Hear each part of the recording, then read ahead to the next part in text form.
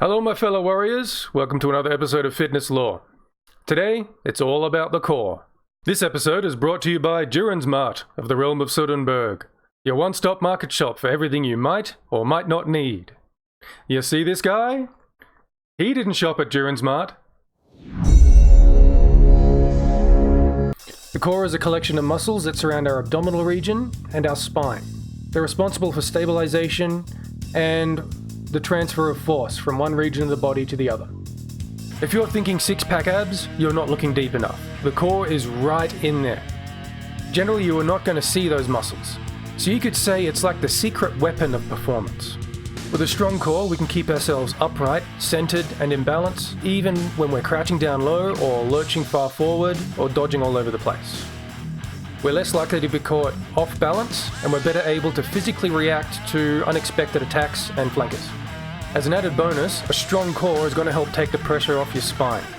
You can wear more armor and be less hindered by it, and be less prone to injury in those areas. If that's of value to you, then you really want to focus on your core. A lot of the exercises I already covered in previous episodes actually recruit the core as a key stabilizer or for force transfer. But we still want to give the core the attention it deserves. So I've come up with these example exercises that you can throw into your workouts. First of all, let it be known that I'm not a fan of crunches or sit-ups. These exercises just aren't applicable to the movements that we do in battle sports. Therefore, we're going to skip past these and move on to the exercises that are far more functional and applicable to our sport. Okay, first up is leg raises. Lie yourself flat on the ground and keeping your legs perfectly straight, raise your feet up until you feel your butt starting to lift off the ground, then come back down again until you feel your lower back starting to arch. Stop there. That's your full range of motion. Don't let your feet touch the ground. Just keep repeating until you can't hold a strong core anymore. Not only does this exercise work your full abdominal wall, it also helps work your lower back muscles and the deeper interior core muscles. If you're having trouble with that exercise, that's okay. You can do toe pokes. You're going to bend your knees, bringing your knees up to your chest. Then you're going to extend out and poke your legs out straight. Keep your feet off the ground. Don't let your lower back arch. Keep it flat. If you're still having trouble, that's okay. Just sit up and support your upper body on your hands. On the other hand, if you're looking for more of a challenge, do these on a bench with your butt hanging just over the edge. You'll find a much more intense and deeper activation of those core muscles. Scissor jacks or foot slaps. Keeping your feet and your shoulder blades off the ground, legs straight, raise one leg and slap with the alternate hand. You don't have to be particularly graceful with this exercise. In fact, you might find you need to explode through the movement. That's okay. That's what you're supposed to do. This exercise is a just do it exercise. No matter how you do it, your abs and your core are going to feel totally hammered by the time you stop. Bicycle crunches. Hold your hands beside or behind your head.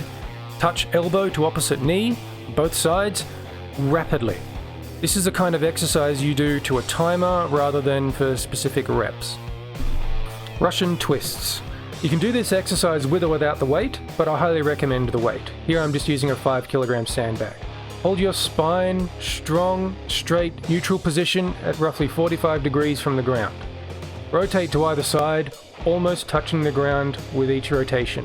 You don't have to touch the ground, but you get a little bit more out of the exercise if you do. The plank. My clients hate me when I give them this exercise, but we can't deny the benefits. It is a really good exercise for the core. Hold yourself in a push-up position on your elbows, with your legs and your back as straight as you can. Try your best to draw a straight line from the back of your foot up to the top of your back. Suck your belly button up in towards your spine and hold for as long as you can. If you can hold a plank for longer than a minute, you have to give it some kind of functional movement. In this case, we're going to do plank get-ups. Just get up onto the palms of your hand and then back down onto your elbows. Try to stagger which hand you start with so that you're not favoring one particular side and putting your body out of balance. You can also do plank shoulder taps, where you're just tapping alternate shoulders. Or you can do plank drags, where you're dragging a weight to either side behind your elbows. Okay, to finish us off, we've got Supermans.